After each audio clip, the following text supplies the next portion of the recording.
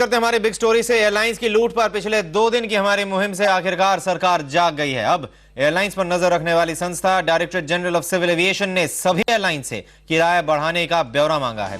विमानन मंत्री ने यह भी कह दिया है कि कार्टलाइजेशन का सबूत मिला तो कार्रवाई होगी। हम लगातार सरकार से भी ये पूछ रहे थे कि आखिर एयरलाइंस को मनमानी करने की छूट क्यों है।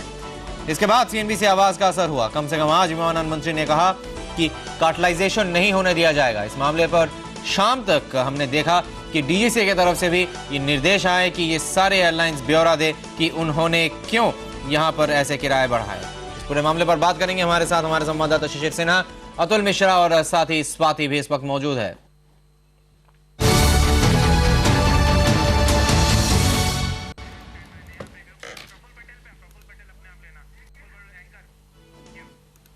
और एयरलाइंस के कार्टेल पर हमारी मुहिम से सरकार पर लगातार दबाव बनने लगा था।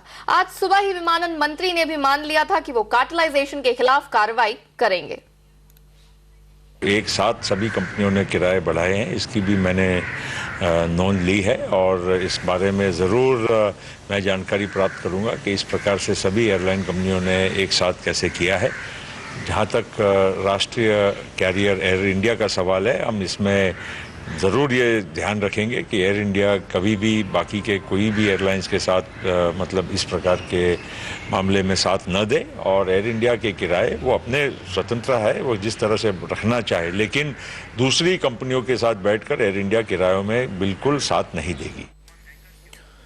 और यहाँ पर हमारे संवाददाता अतुल मिश्रा इस वक्त हमारे साथ मौजूद हैं, जो आज सुबह से उन्होंने पहले प्रफुल्ल पटेल से भी बात की है। अतुल, ये बताइए कि जब डीजीसीए का आज जो नोटिस आया उसमें क्या कहा गया है एयरलाइंस को? दीप, जो आज डीजीसीए की तरफ से जो विमानन मंत्रालय के आधिकारिक प्रवक्ता ने आज शाम को जानकारी दी, उसके मुताबिक डीजीसीए ने सभी एयरलाइंस को लिखित तौर पर नोटिस भेजकर ये जानकारी मांगी है कि उन्होंने किराया कितना बढ़ाया है और कैसे बढ़ाया है। कुल मिला के किराए का पूरा ब्यौरा, जो फेयर हाइक का पूरा ब्यौरा तलब किया है डीजीसीए ने। और ये कहा गया है कि अगर इस फेयर हाइक में कुछ भी अनफेयर पाया गया तो इन एयरलाइंस के खिलाफ कार्रवाई की जाएगी।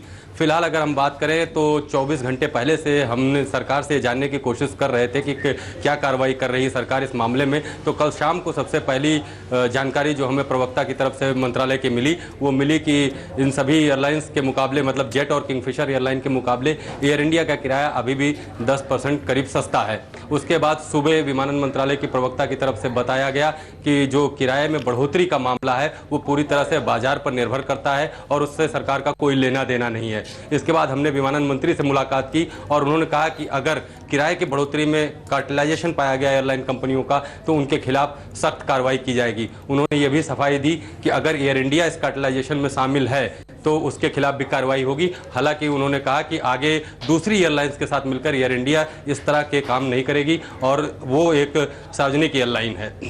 तो इस तरह से देखें कि मंत्रालय के और मंत्री के सख्त रुख के बाद डीजीसीए की तरफ से ये बयान जारी हुआ है।